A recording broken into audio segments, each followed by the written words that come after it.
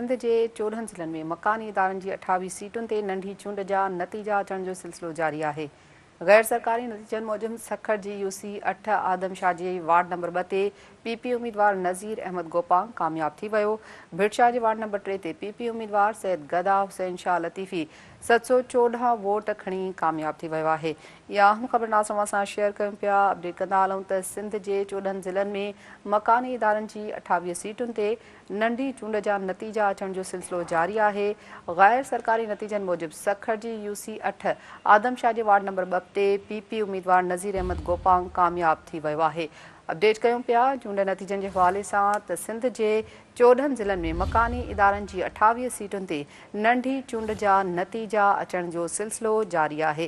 गैर सरकारी नतीजनि मूजिबि सखर जी यूसी 8 आदमशाह जे वार्ड नंबर 2 ते पीपी उम्मीदवार नज़ीर अहमद गोपांग कामयाब थी वियो आहे। इन हवाले सां ॿुधायूं त भिटशाह जे वार्ड नंबर 3 ते पीपी उम्मीदवार सैयद गदा हुसैन शाह लतीफ़ी 714 वोट खणी कामयाब थी वियो।